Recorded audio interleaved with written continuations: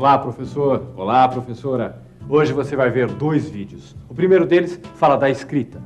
Ao longo da sua história, a humanidade construiu diversos sistemas de escrita. O nosso sistema alfabético de escrita é apenas um dos sistemas possíveis. No mundo atual, coexistem sistemas de escrita que representam predominantemente ideias, como o chinês, e sistemas fonográficos, isto é, que representam a fala, a série de sons que emitimos quando falamos. Entre os sistemas fonográficos, há os que representam silabicamente a pauta sonora, como o japonês, e os que representam alfabeticamente, como o português. É importante perceber com esse vídeo que a escrita é um bem cultural socialmente constituído e historicamente produzido.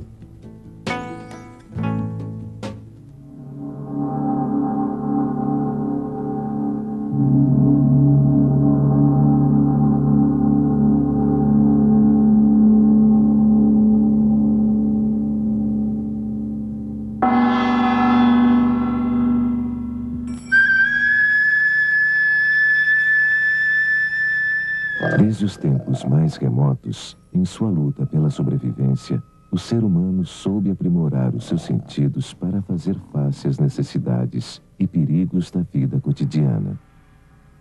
Foi aprendendo assim a ler os indícios e a interpretá-los.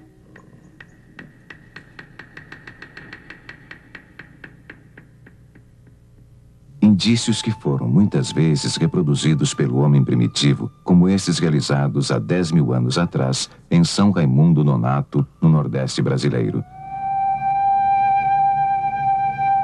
Feitas com intenções ainda não totalmente compreendidas pelo homem moderno, foram estas as primeiras manifestações do ser humano na tentativa de fixar aspectos do mundo em que vivia, em um suporte situado fora do seu próprio cérebro. A pedra. Uma mulher dando à luz. Uma cena de caça. Desenhos ainda muito distantes dos primeiros pictogramas que, milhares de anos mais tarde, iniciaram em nossa história uma intenção expressa de comunicação. Nestas primeiras tentativas, um pictograma assim não assegurava uma mensagem precisa, poderia comunicar: caçamos um tatu. Ou foi o dia em que comemos tatu. Ou ainda, o tatu tem medo de nós, e uma infinidade de outras leituras possíveis. Muito tempo passou até que nossos ancestrais descobrissem uma nova forma que viria a ampliar consideravelmente suas possibilidades de uma comunicação mais precisa. Representar nos desenhos não mais acontecimentos, mas a própria linguagem. Representar palavras na ordem que eram faladas. Assim, o pictograma primitivo pôde evoluir para homem, caça, tatu. Para cada desenho, um significado, o que possibilitou, com o tempo, a inclusão de desenhos que tornavam mais clara a mensagem. Se 3 tatus fossem caçados, teríamos homem, caça, 3 tatus. Separando cada elemento de acordo com seu significado e tendo como referência a estrutura da língua falada, esta forma de representação começou a ser utilizada por diferentes civilizações em diferentes épocas. Os sumérios, há 5.500 anos, criaram estes pictogramas para as palavras boi, montanha, sol, estrela, homem, mulher e muitas outras. Também há mais de 5.000 anos, a civilização egípcia construía sua escrita. Água, sol, pato, homem, mulher, construindo um sistema com mais de 600 pictogramas. Na Ásia, 5 séculos depois dos egípcios, os chineses criavam os pictogramas que dariam origem à sua escrita. Água, sol, mulher, homem e outros, em cada pictograma um significado.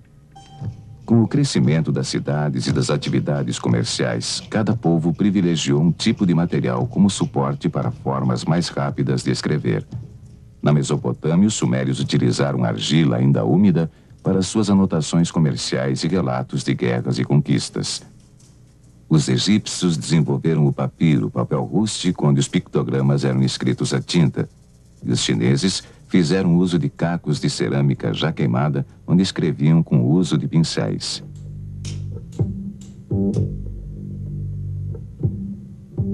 Com o uso mais frequente da atividade de escrever, os sinais foram pouco a pouco perdendo analogia com os referentes de origem. O pictograma boi, criado a partir de uma representação esquemática da cabeça do animal, teve esta evolução na escrita suméria.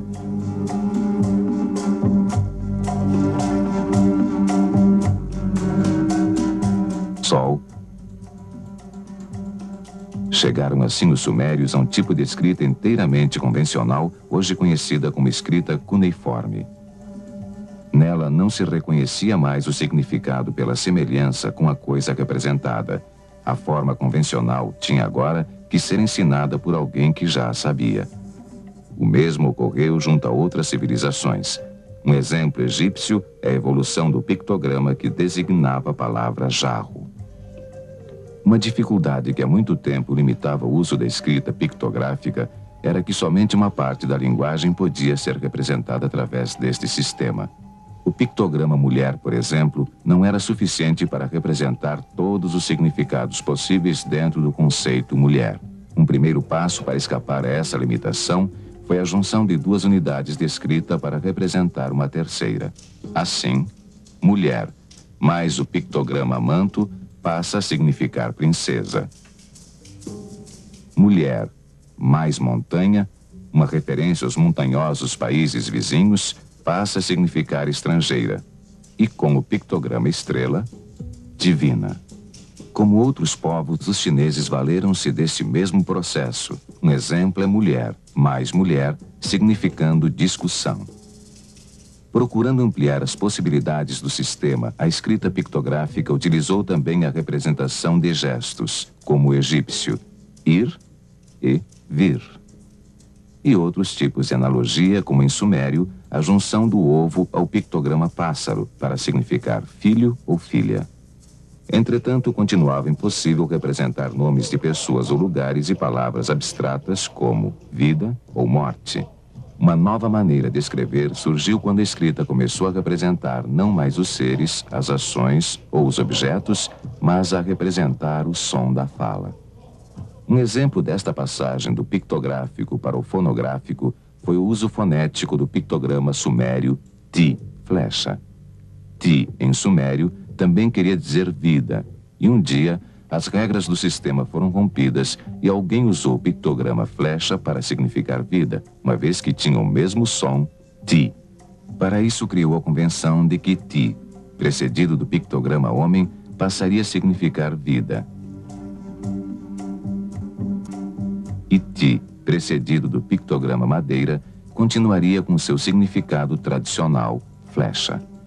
A partir de então, o leitor já não tinha na escrita diretamente um significado. Ele tinha a representação do som Ti, que poderia significar flecha ou vida.